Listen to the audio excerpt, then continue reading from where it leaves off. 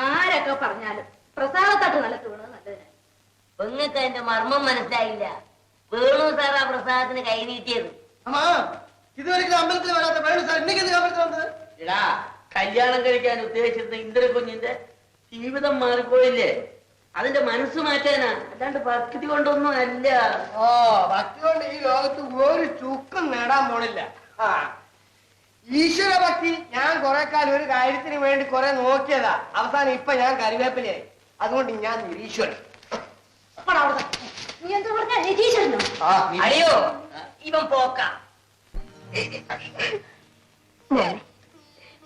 നമ്മളോട് അലിഞ്ഞു ചേർന്നു പോയ പലതും ഓർമ്മകളായാലും അനുഭവങ്ങളായാലും പെട്ടെന്ന് പിഴുതെറിയാൻ പ്രയാസമായിരിക്കും. എന്ത് ചെയ്യണമെന്ന് എനിക്കറിയില്ലെന്ന്. മോളെ, എല്ലാ വേദനകളും ദേവിയിൽ സമർപ്പിക്കാം. മനഃശാന്തിക്ക് ഇതിൽ കവിഞ്ഞ് മറ്റൊരു മാർഗവുമില്ല. മനഃശാന്തിയോ? എനിക്കോ? ഇനി ജീവിതത്തിൽ എനിക്കതുണ്ടാവില്ലമ്മേ. അധൈര്യപ്പെടാതിരിക്കുന്നു. ഇതാ, ഇത് വായിക്കാം. ഭാഗവതമാണ്. ഇത് നിന്റെ മനസ്സിന് ശാന്തിയും സമാധാനവും.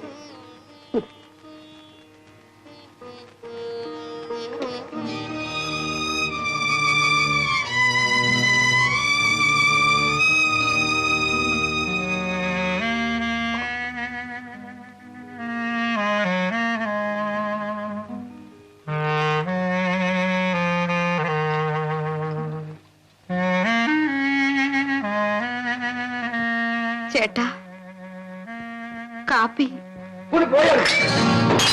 അയ്യോ, എന്റെ മോനെ, നിനക്ക് എന്ത് പറ്റി? എനിക്ക് എന്ത് പറ്റിയാലും നിങ്ങൾക്കൊന്നും ഒരു പ്രശ്നമില്ലല്ലോ. മോനെ, ഒരു സ്വൈര്യവും തരില്ല. ഞാനിവിടെ കഴിയുന്ന നിങ്ങൾക്ക് ആർക്കും ഇഷ്ടമില്ല, ഞാൻ പൊയ്ക്കോളാം. മതിയോ?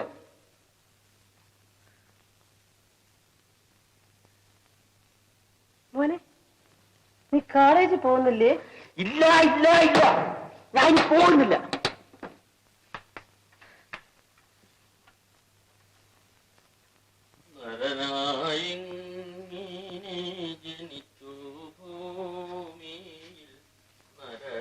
അമ്മാവാ, ഇന്നലെ എവിടെ? അവളാ തെക്കിനിയിലെങ്ങാണ്ടെന്ന് തോന്നുന്നു. ഇന്നലെ എന്തോ നിന്നെ കാണാൻ രാധ വന്നിരിക്കണു.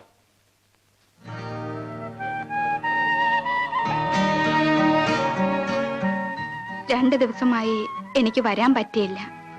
സാരമില്ല, ഞാൻ രാധയെ മറക്കില്ല.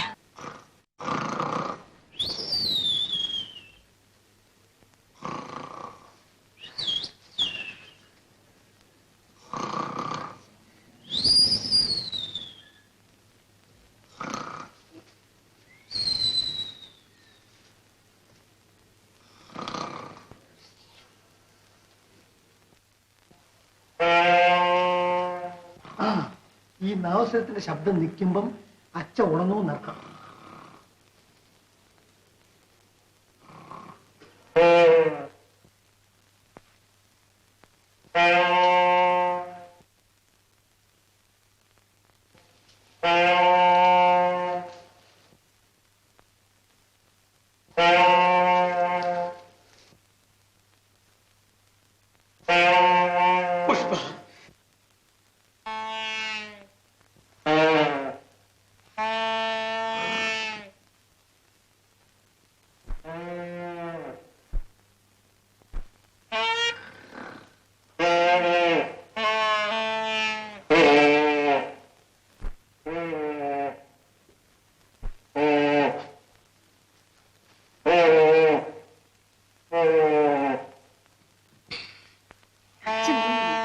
അങ്ങനെ ഇനി ഉണരാതിരിക്കട്ടെ.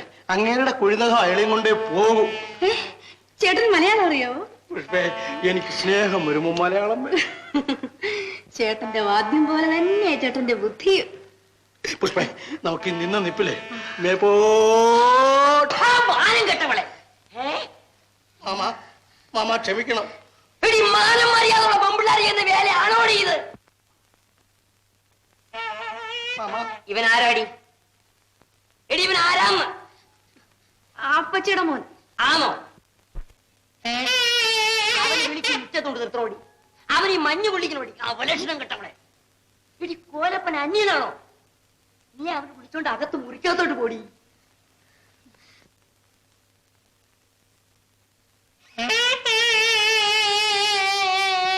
ചേട്ടാ അയ്യോ കോലപ്പ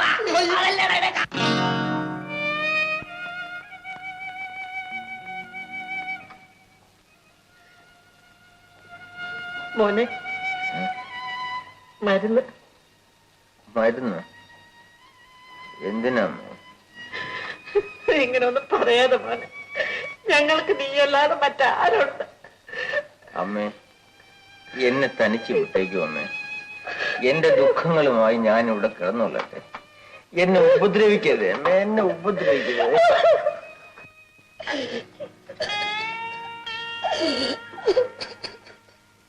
കൊച്ചു കുഞ്ഞുങ്ങളെ പോലെ ഇങ്ങനെ തുടങ്ങിയാലോ? സമാധാനമായിരിക്കും ഗൗരിയമ്മേ. അതെങ്ങനെ സമാധാനിക്കും?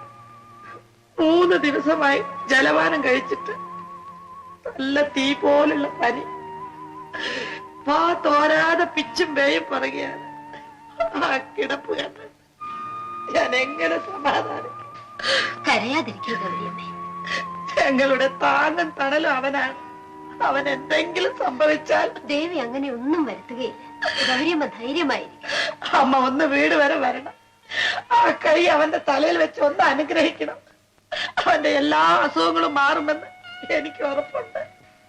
വരണമെന്ന് എനിക്ക് വളരെ ആഗ്രഹമുണ്ട് ഗൗരിയമ്മേ.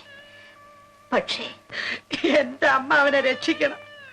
കുഞ്ഞുനാളിൽ ഊമയായിരുന്ന അവൻ അമ്മയുടെ അനുഗ്രഹം കൊണ്ടാണ് സംസാരിച്ചത്. ഇന്ന് ഗൗരിയമ്മേ, സ്ഥാനമേറ്റ ശേഷം തറവാടിന്റെയും ക്ഷേത്രത്തിന്റെയും മതിൽക്കെട്ടിനപ്പുറത്തേക്ക് അമ്മമാർ പോകാറില്ലെന്നുള്ളതറിയാമല്ലോ. അതാണ് ഇവിടുത്തെ പാരമ്പര്യം. എന്റെ മോൻ ഗൗരിയമ്മ സമാധാനമായിട്ട് പോകും. ഇന്ന് വേണുവിന് വേണ്ടി ഞാൻ പ്രത്യേകം പ്രാർത്ഥിക്കുന്നില്ല. പോകും.